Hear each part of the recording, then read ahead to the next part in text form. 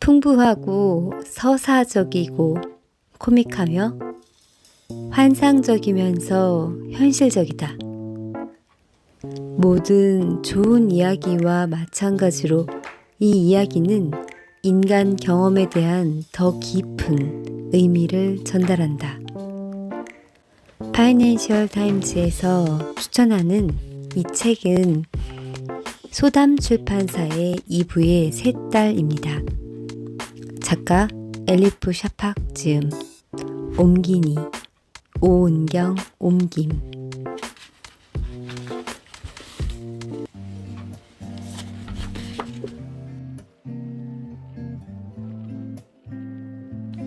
핸드백 2016년 이스탄불 평범한 어느 가을날이었다. 그날 그녀는 문득 자신이 누군가를 죽일 수도 있다는 걸 깨달았다. 이 이야기는 여느 날과 그리 다르지 않았던 그날 밤 시작된다. 납덩이처럼 무겁고 적막한 밤이었다. 아무리 순하고 사랑스러운 여자여도 난관에 봉착하면 꼭지가 돌아서 재앙을 불러올 수 있다는 것을 그녀는 경험으로 알고 있었다. 제 아무리 겉으로 이성적으로 보이는 사람이라 해도 광기를 품고 있지 않은 사람은 없다. 그녀는 자신이 유순하지도 귀엽지도 않다고 생각했다. 그래서 통제력을 잃을 가능성이 다른 여자들에 비해 몇 배는 더 클 수 있다는 것을 잘 알았다. 하지만 솔직히 가능성이라는 건 맞지 않는 말이었다.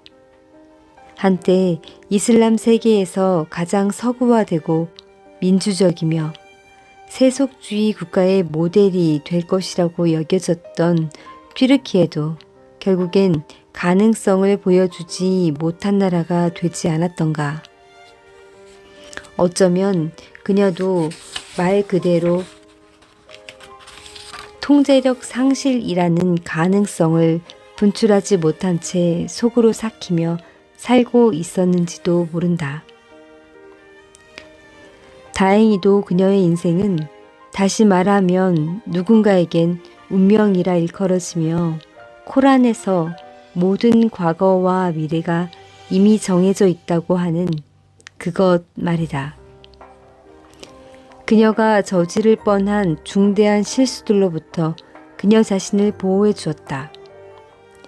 짧지 않은 인생이었지만 평생을 그녀는 바르고 정직하게 살아왔다.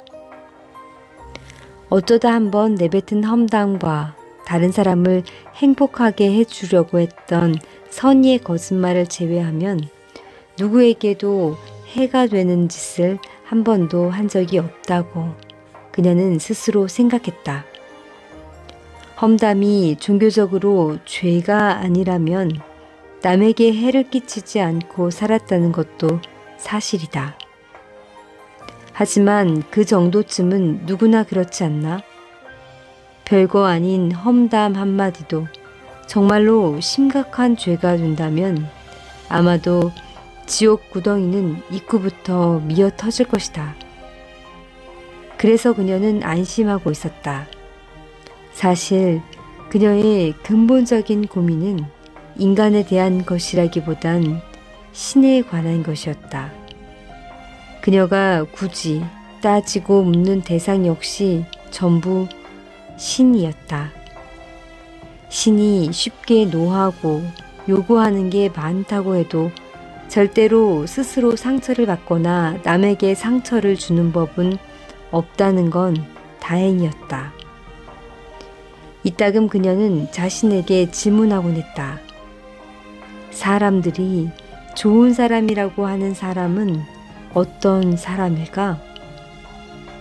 마음의 동요 없이 모든 사람에게 선하게 대하면서 좋은 사람으로 남는 것이 가능하기는 할까?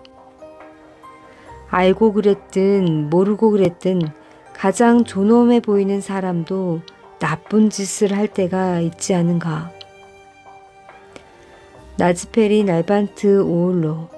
그녀는 가족과 친구들에게 모두 좋은 사람이었다. 그녀를 좋아하는 사람들은 그녀를 페리라고 불렀다. 그녀는 의식 있는 시민이었다. 구호 단체들을 지원했고 알츠하이머에 대한 사람들의 인식을 일깨우기 위해 열심히 노력했다. 도움이 필요한 가정을 위해 모금 운동을 펼치기도 했고 양로원을 방문해 홀로 남겨진 노인들과 게임을 하면서 일부러 져들이기도 했다.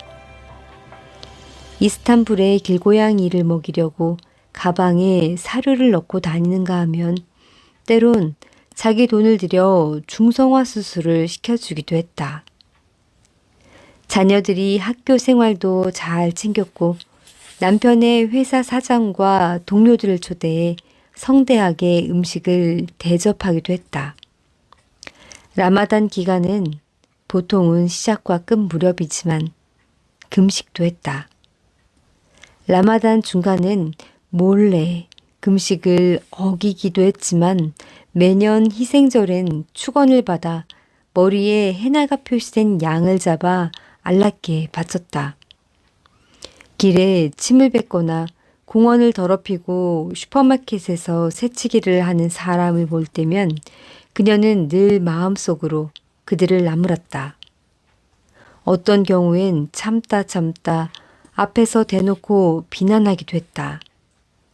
한마디로 그녀는 겉보기에만 좋은 사람이 아니라 좋은 아내이자 좋은 엄마, 좋은 주부, 좋은 시민, 현대적이며 세속적인 무슬림이었다.